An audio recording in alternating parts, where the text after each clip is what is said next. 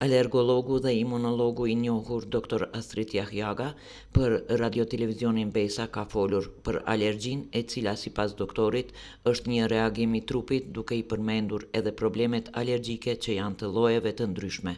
Dhe mund të them se çdo gjë na rrethon mund të shkaktojë alergji dhe alergjitë më të shpeshta janë alergjitë sezonale dhe më pas vazhdoi.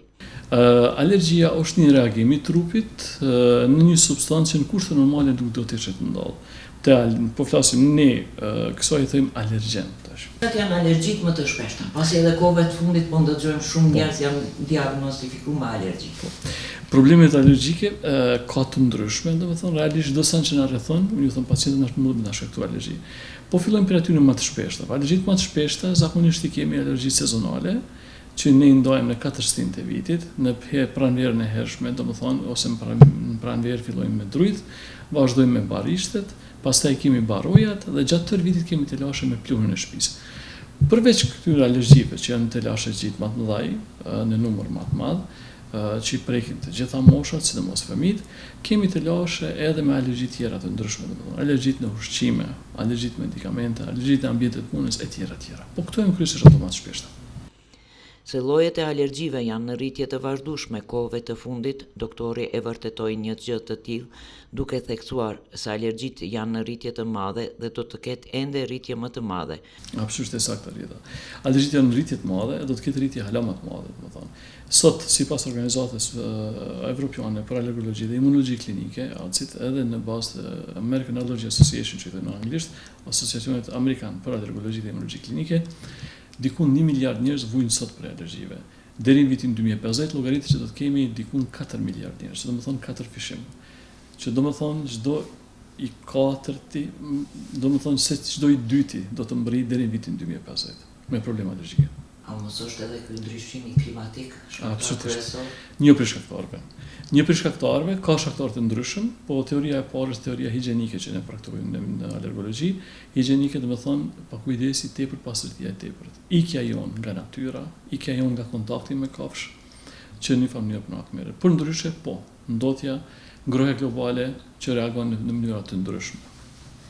Në momentin që kemi simptome që zgjasin më shumë se 3 javë, po ashtu përmendit se alergjitë mund të shfaqen edhe në moshën madhore dhe zakonisht shfaqen në çdo moshë. Në momentin që kemi simptome, të cilat janë sikur se të gripit, po të zgjasin më shumë se 3 javë, po pa temperaturë, menjëherë duhet mendohet në alergji, në problemet alergjike. Domethënë çdo herë që kemi probleme me rrufnë, I thojmë në mjekësi, domethënë me rrjedhje hundësh, krurje syve, lotimi syve, kollitje, krurje veshme, ndjesia sikur mbet trupi huaj në fyt, kollitje, probleme me frymarrje dhe nuk kemi temperaturë, çdo herë duhet mendohet problemet alergjike.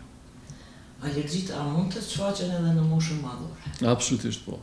Alergjitë mund të shfaqen çdo moshë, zakonisht vitet e para të jetës janë ato kur veç fillojnë të shfaqen alergjitë, po tash për ata që edhe personat që kanë pas alergji, po të cilat nuk janë shfaq më herët, tash veç kanë filluar me shfaq.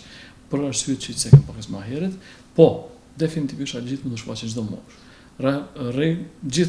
Shumicën e rasteve paraqiten në femininë e hershme, po në çdo moshë mund të paraqiten alergjitë.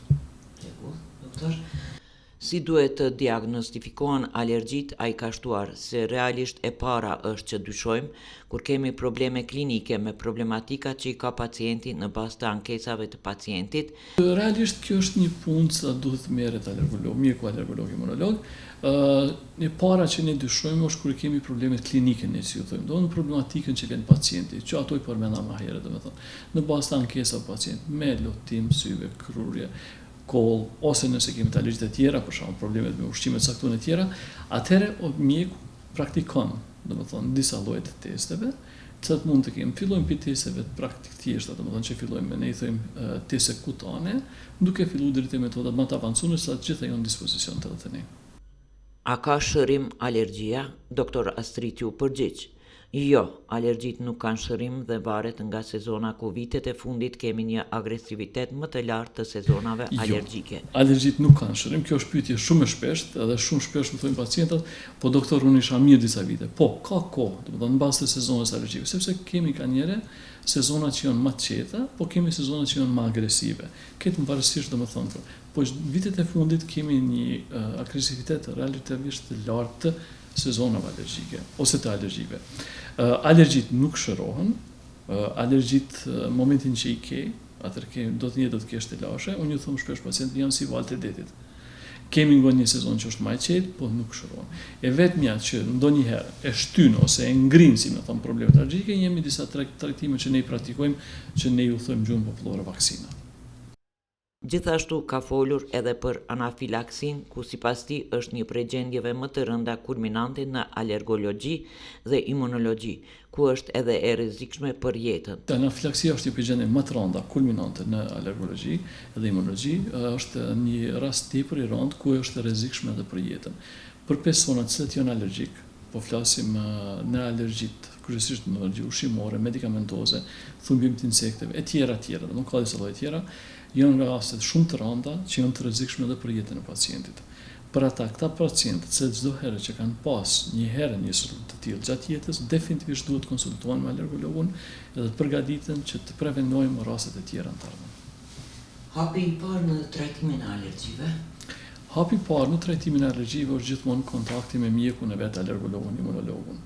Pastaj mjeku do të bëjë programin e trajtimit të pacientit në bazë të problemeve të tyre.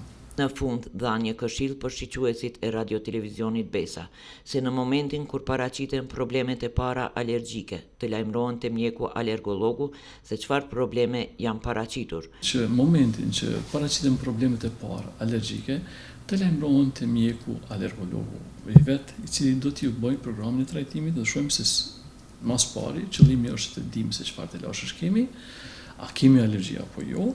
Dhe pastaj doktori, mjekja, domethënë merr përgjegjësi dhe sigurisht do të menaxhojmë bashkërisht situatën. Është shumë e rëndësishme bashkëpunimi mjek-pacient këtë rast, sepse alergjitë, çu bisedojmë më herët, nuk kalojnë, edhe është një problem kronik që duhet vazhdohet gati tonë jetë me to. Alergologu dhe imunologu i njohur Dr. Astrit Jahjaga punon edhe në Prizren në ordinancën Trina. Adresa Gjem Gostivari nr. 6 afër ish Makepilarit në Prizren. Telefoni kontaktues 0383 44 115 103. Çdo të hënë dhe çdo të mërkur Dr. Astrit Jahjaga nga ora 16 deri në orën 19 është në Prizren.